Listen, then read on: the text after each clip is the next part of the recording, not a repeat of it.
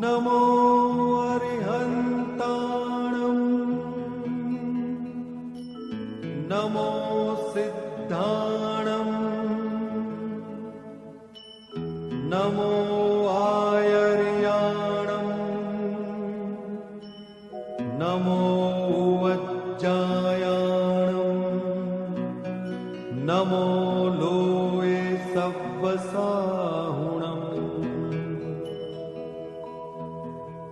एसो पंच नमुक्कारो सर्वपावपणासनो मंगलाणं च सव्वेसिं परमं हवै मंगलम्। नमः श्रीवर्धमानाय निर्धतकलिलात्मने सालोकानां त्रिलोकानां विद्या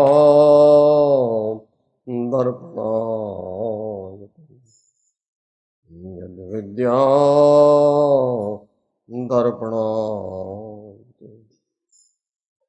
मंगलम भगवान वीरो मंगलम गौतमो गणे मंगलम कुंद कुंदाद्या जैन धर्मो मंगलम।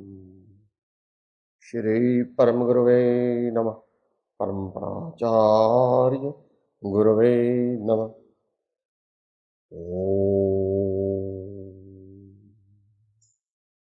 ओम श्री मुनि संघ की जय।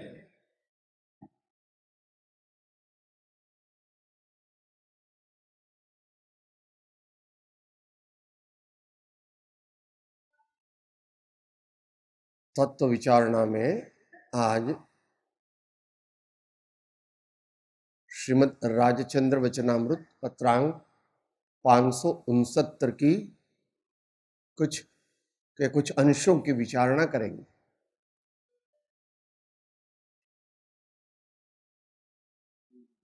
इसमें 458 है, फिर वो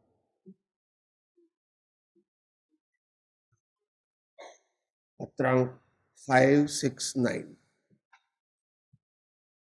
शीर्षक है श्री सत्पुरुषों को नमस्कार।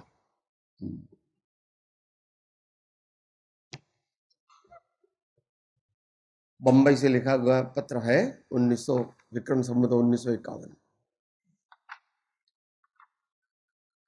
कोई भी कार्य करने के पहले महापुरुष परमात्मा एवं सद्गुरुओं की स्मृति करके उनका विनय करके बाद में ही किसी भी कार्य को प्रारंभ करते हैं। इसको संक्षिप्त मंगलाचरण भी कह सकते। जिनके जीवन में सत ज्ञान, सत दर्शन और सत संयम का प्रागट्य हुआ है, उनको कहते हैं सत्पुरुष। जिनको आत्मज्ञान, आत्म समाधि की उपलब्धि हुई है, ऐसे विशिष्ट महापुरुषों को कहते हैं सत्पुरुष।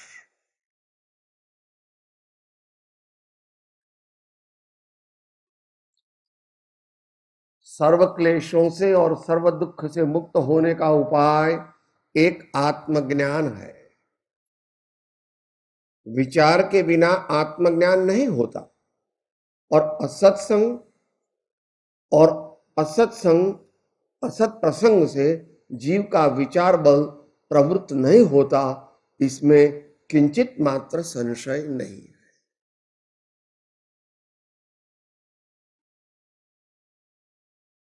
तो प्रस्तावना करते हैं।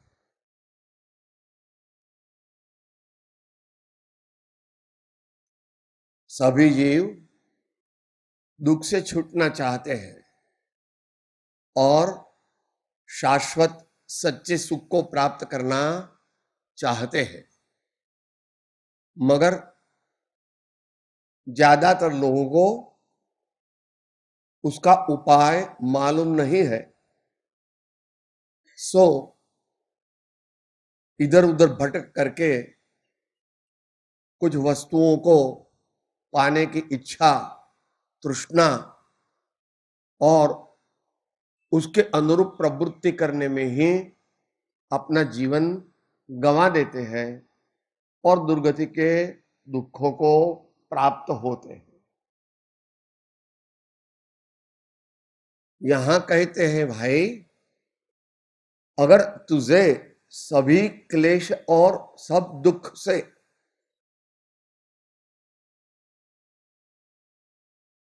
आत्मा में जो अपनी चाह के अनुसार वस्तु या व्यक्ति सचित या अचित न मिलने से एक प्रकार की चिंता का भाव जो होता है उसको क्लेश कहते हैं।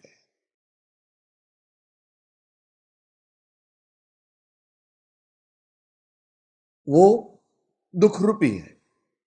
क्लेश, मानसिक क्लेश को दुख कहते हैं।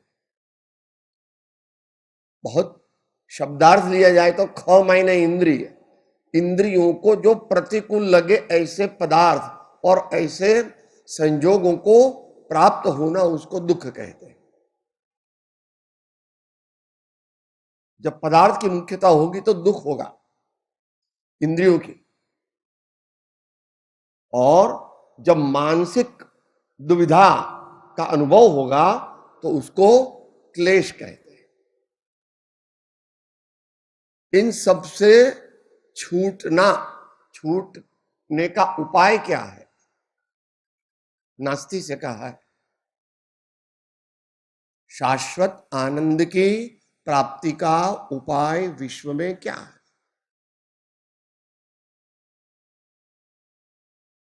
एकमात्र आत्मज्ञान है। यह आत्मज्ञान शब्द का निश्चय नहीं में प्रयोग किया गया है। आत्मा का सही ज्ञान, आत्मा का वास्तविक ज्ञान, आत्मा का वास्तविक ज्ञान आत्मा की सही श्रद्धा, आत्मा का सही परिज्ञान और आत्मा का सही अनुभव या संवेदन होने पर ही होता है।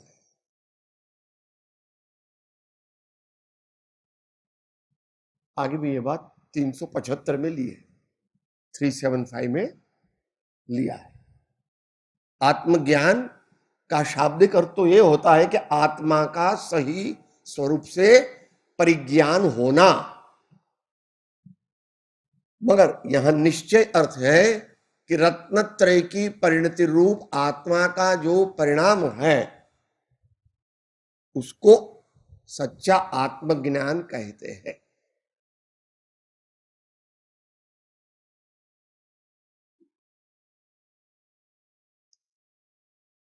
विचार के बिना आत्मज्ञान नहीं होता।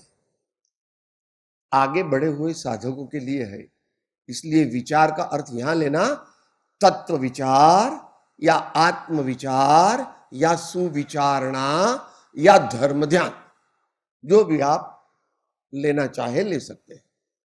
शब्द कोई भी प्रयोग करो।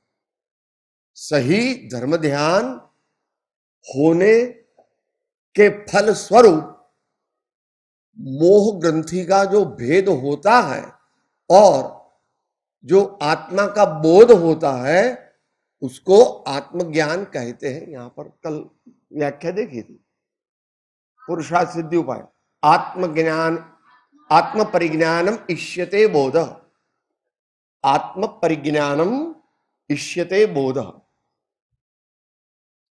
शब्द से, अर्थ से और वेदन से आत्मा के स्वरूप का ज्ञान यथार्थ रूप से होना उसको आत्मज्ञान कहते। जब किसी को भी ये आत्मज्ञान की उत्पत्ति सुविचारणा के माध्यम से होती है, और सुविचारणा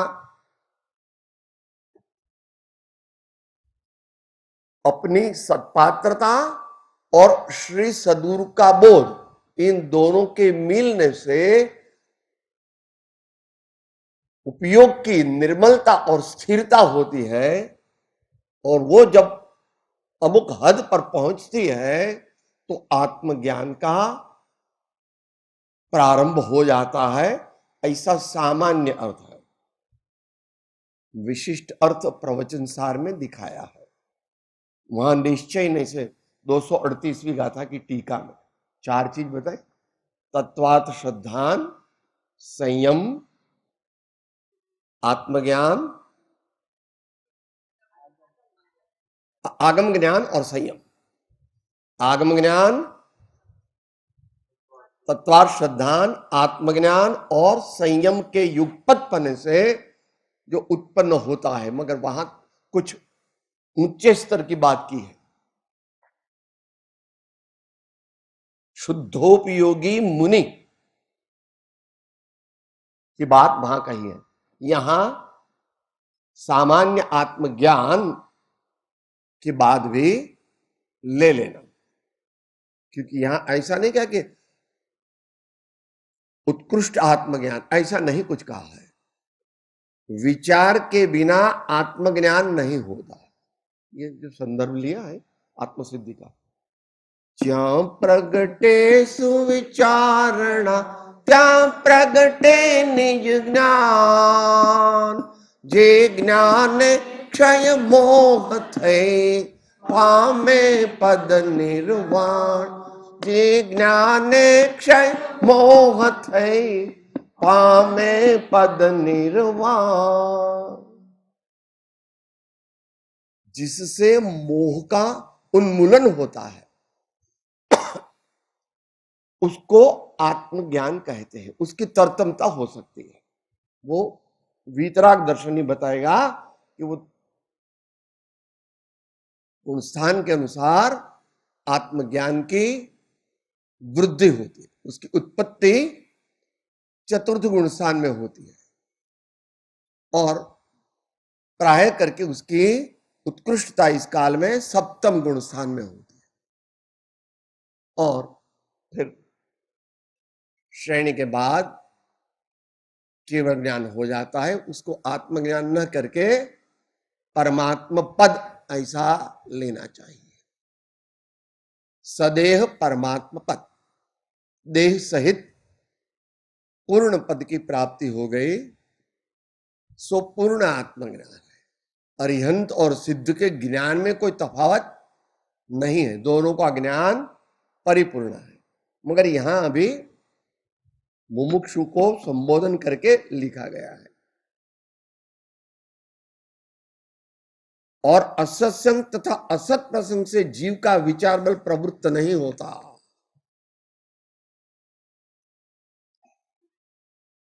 हमको सुविचारणा क्यों प्रकट नहीं होती, हमको पारमार्थिक तत्व विचारणा क्यों नहीं प्रकट होती, उसके 2 कारण बताए: असत्संग और असत प्रसंग। असत्संग में भाव की मुख्यता ले लेना और असत प्रसंग में द्रव्य की मुख्यता ले लेना।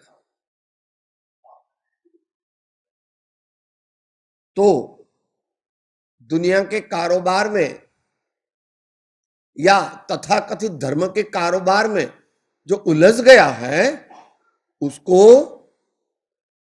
तत्व विचारणा नहीं होती।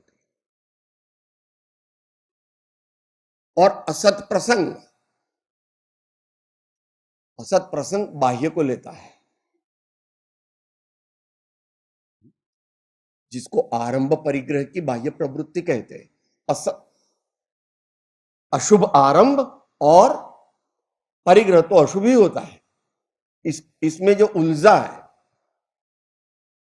और असत्संग, जिसका चित्त और जिसकी चित्त वृत्ति शुभ अशुभ भावों में उलझी है, उसको शुद्ध भाव की उत्पत्ति नहीं होती। क्योंकि उपयोग 3 ही प्रकार का हो सकता है: अशुभ हो या शुभ हो या शुद्ध हो। तीनों की तरतमताएं असंख्यात है। असंख्य प्रकार के अशुभ भाव भी हो सकते हैं, असंख्य प्रकार के शुभ भाव भी हो सकते हैं, और असंख्य तरतमता के शुद्ध भाव भी हो सकते हैं। जात एक है, तरतमता अलग अलग है। शुद्ध भाव की जात तो एक ही है, मगर शुद्ध भाव की तरतमता अनंतानुबंधी के अभाव से जो प्रकट हुआ वो आंशिक शुद्ध भाव है। और ऐसे ही आगे ले लेना, अप्रत्याख्यानावर्णी, प्रत्याख्यानावर्णी और संज्वलन, यथा पदवी ले लेना।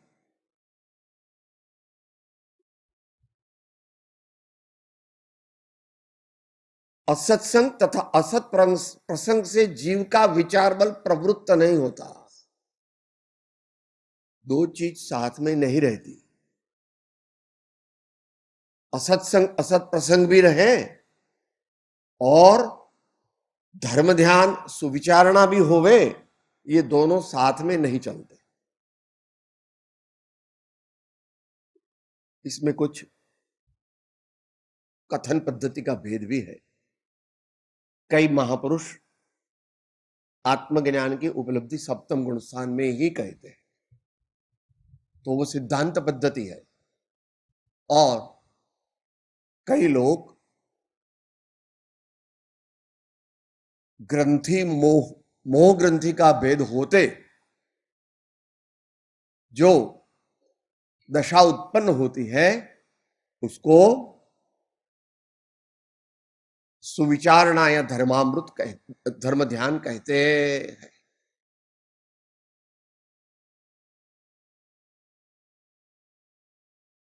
बराबर है महाराज जी? जी,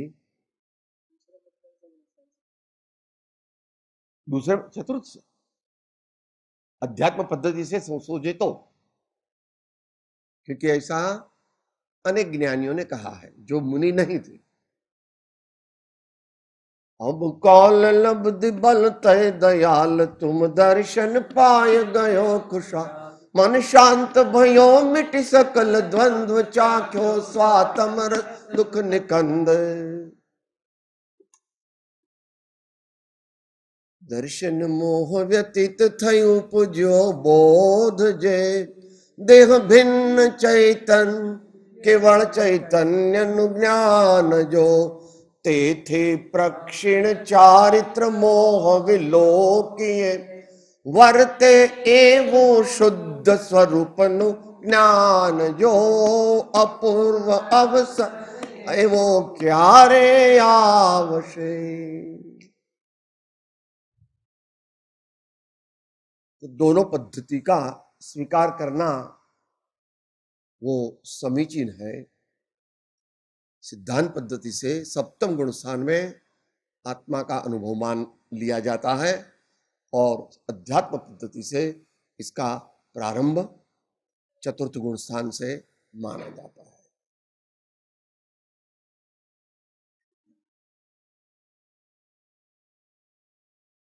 तो आत्मज्ञान क्यों नहीं होता? कहते असत्संग और असत प्रसंग में लीनता होने से, असत प्रसंग और असत संग में उलझ जाने से, अपना उपयोग असत्संग असत प्रसंग में जब तक उलझा रहेगा तब तक स्वसन्मुख नहीं होगा, और स्वसन्मुख नहीं होगा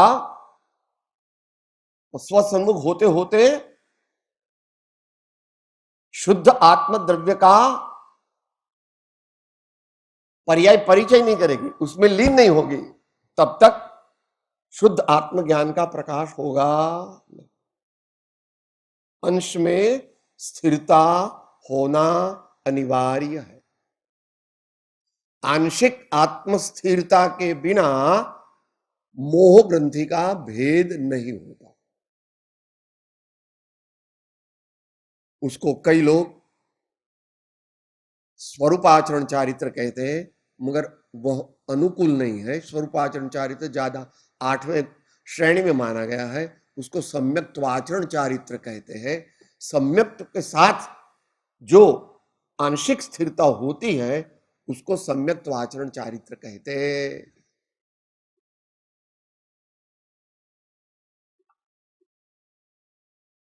इसमें किंचित मात्र संशय नहीं है।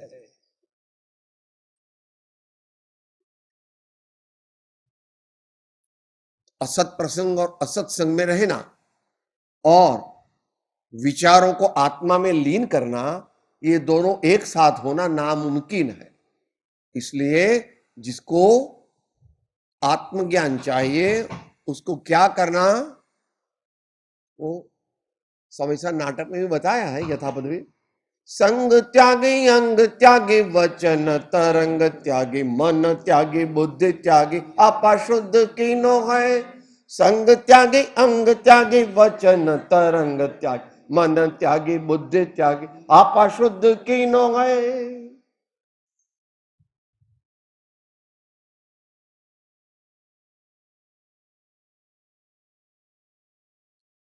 144वीं गाथा में आचार्य महाराज ने कहा है, वहां कौन सा संदर्भ लेंगे वो बाद में आप लेना। समय सार में 144वीं गाथा में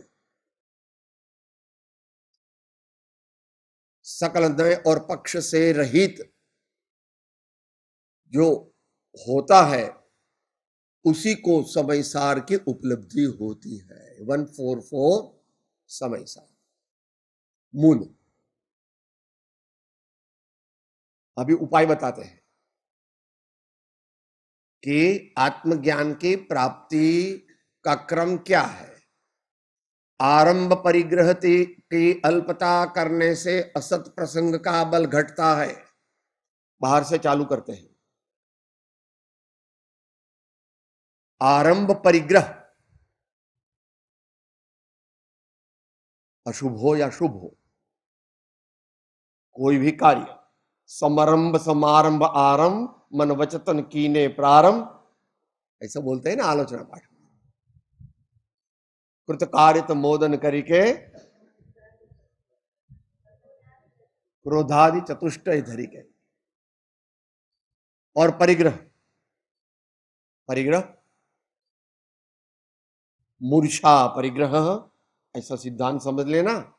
और फिर इसके भेद 24, 10 प्रकार के बाह्य परिग्रह और 14 प्रकार के अंतरंग परिग्रह यथासंभव समझ लेना चाहिए। आरंभ परिग्रह की अल्पता करने से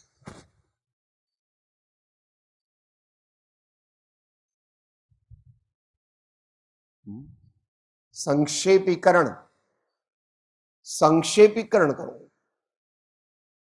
घटाओ, शॉर्टकट करो उसका। आरंभ परिग्रहति की अल्पता करने से असत्य प्रसंग का बल घटता है। इसमें समझाने की ज्यादा जरूरत नहीं है। दुनिया की झंझटों को कम करके जो मन वचन काया के योगों को स्थिर करके श्री गुरु के मुखारविंद से सुना हुआ जो शुद्ध चैतन्य तत्व का बोध उसकी ओर अपने उपयोग को ले जाते हैं, वे यथा समय उस उपयोग को अंतर्मुख करते करते करते करते एक क्षण ऐसी आती है जब उपयोग उपयोगी में लीन हो जाता। हालांकि प्रथम तो थोड़ा इतना करके ही निकल जाता है, क्योंकि विषय स्थिर होवे तो गुणस्थान भी बदल जाएगा। इसलिए इसकी मर्यादा है। चतुर्थ और पंचम गुण स्थान में जो होगा धर्म ध्यान, उसकी मर्यादा है। वो 62 आंख में लिया, 62 में लिया है। तो धर्म, उत्तम धर्म ध्यान के मुख्य अधिकारी वो सर्वसंग परित्यागी मुनिराज है और वहां तो ऐसा बयान किया है कि सप्तम गुण स्थानवर्ती मुनिराज ही उसके मुख्य अधिकारी।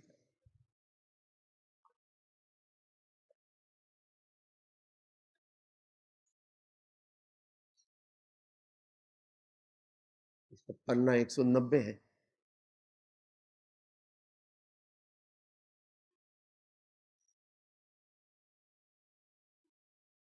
छठवें अध्याय में चौथे गुणस्थान में आया हुआ पुरुष पात्रता को प्राप्त हुआ माना जा सकता है। वहां धर्म ध्यान की गौणता है। पांचवें में मध्यम गौणता है।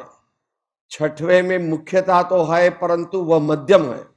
सातवें में मुख्यता है।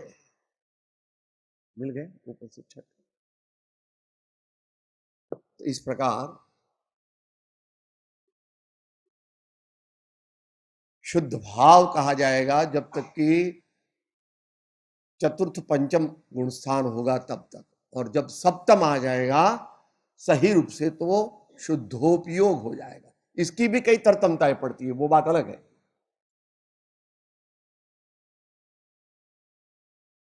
उत्कृष्ट प्रकार का शुद्धोपयोग, उसका वर्णन 14 गाथा और 92 प्रवचन सार। सुविदित पदार्थ सूत्र, और दूसरा वो जो निहित मोह दृष्टि आगम कुशलो विराग चरित अभ्युत्थितो महात्मा इति विशेषिता श्रवण, ऐसा करके शुद्धोपयोगी मुनिराज का वर्णन किया है।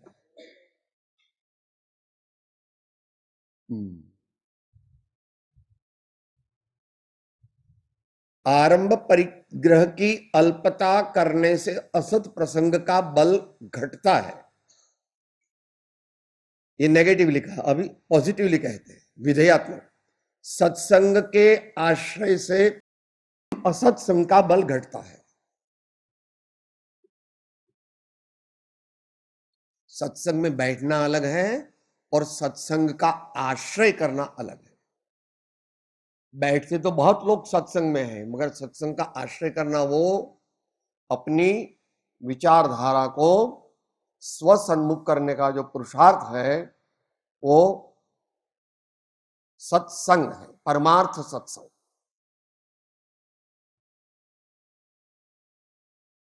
सत्संग के आश्रय से असत्संग का बल घटता है।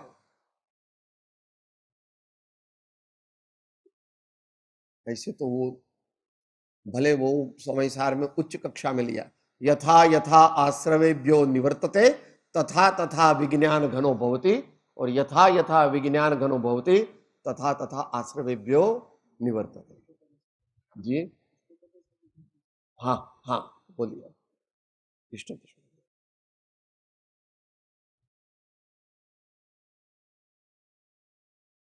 असत्संग का बल घटने से आत्मविचार होने का अवकाश प्राप्त होता है। विशुद्धि बढ़ती है, विशुद्धि बढ़ती है, विशुद्धि बढ़ती है। जब तक अभी आत्मज्ञान नहीं हुआ तब तक उसको आत्मविशुद्धि कहते हैं, और आत्मज्ञान होने के बाद आत्मशुद्धि बढ़ती है। आत्मशुद्धि बढ़ती है, टर्मिनोलॉजी की बात है, कोई बात नहीं। असत्संग का बल घटने से आत्मविचार होने का अवकाश प्राप्त होता है।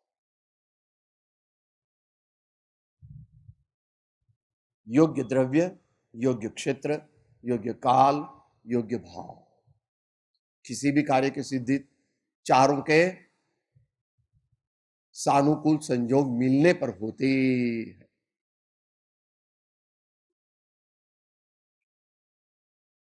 आत्मविचार होने से आत्मज्ञान होता है।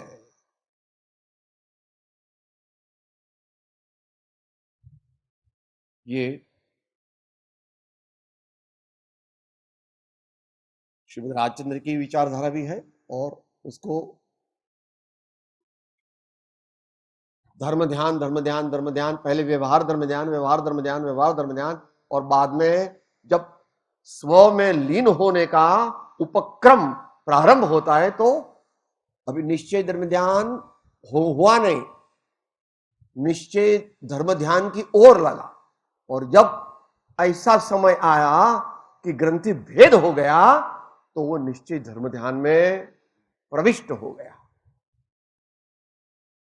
वो कर्णान योग बताता है, जो दर्शन मोह के खंड करते हैं, एक यहां चला जाता है, एक यहां चला जाता है, तीन प्रकृतियों का। आत्मविचार होने से आत्मज्ञान होता है, और आत्मज्ञान से निज स्वभाव स्वरूप सर्व क्लेश एवं सर्व दुख से रहित मोक्ष प्राप्त होता है। यह बात सर्वथा सत्य है। अध्यात्म की परिभाषा होने से यहां पर गुणस्थान का भेद नहीं बताया है, तो वो समझ लेना चाहिए। वो ऐसे आत्मसिद्धि में बता, ज्यां प्रगटे सुविचारणा त्यां प्रगटे निज ज्ञान, ये ज्ञाने क्षय मोह थई पामे पद निर्वाण।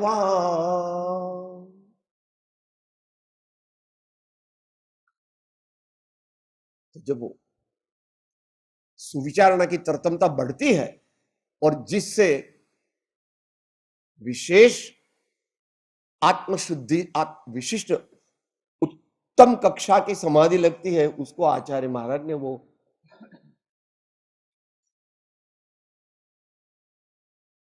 चार बताए, आगम ज्ञान, तत्वा श्रद्धान, आत्मज्ञान और संयम, इन चार के युगपत पढ़ने से मोक्ष की प्राप्ति होती। रत्नकरण श्रावकाचार्य में मोक्ष का स्वरूप जो बताया वैसे ही मोक्ष का स्वरूप बताया है। जहां ये नहीं है, ये नहीं है, ये नहीं है, ये नहीं है, ये नहीं है, ये नहीं है, ये नहीं है। मोक्ष मार्ग का प्रारंभ चतुर्थ गुणस्थान में होता है, और मोक्ष मार्ग का की समाप्ति दोनों तरह से ले सकते हैं। सदेह केवली को अगर ले लिया घाती कर्मों के नाश होने से, तो भगवान को सदेह परमात्मा कह दो। और अगर सिद्धांत से ले लिया तो जब तक कि परमाणु मात्र भी आत्मा से लगा है तब तक पूर्ण मोक्ष नहीं हुआ, तो वो सिद्ध लोक में ही प्राप्त होता। सो विवक्षावश अर्थ ले लेना चाहिए। निज स्वभाव स्वरूप सर्व क्लेश एवं सर्व दुख से रहित, ऐसे तो अवक्तव्य है। अनंत ज्ञान, अनंत दर्शन, अनंत वीर्य और अनंत बल, ये जब प्रकट होता है तो ऐसा जिसका स्वरूप ऐसा मोक्ष प्राप्त होता है, यह बात सर्वथा सत्य।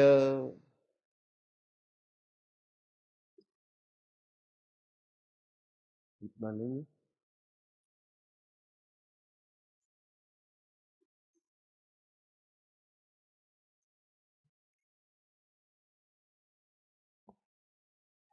जिहुछुतो जेनी दशा वर्ते देहाते, ते ज्ञाने ना चरण हो वंदन।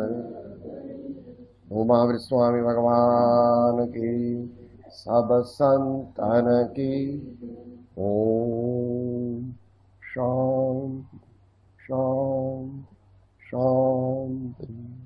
હું આત્મા છું, આપનો સેવક છું, સૌનો મિત્ર છું। હું આત્મા છું, આપનો સેવક છું, સૌનો મિત્ર છું। હું આત્મા છું, આપનો સેવક છું, સૌનો મિત્ર છું।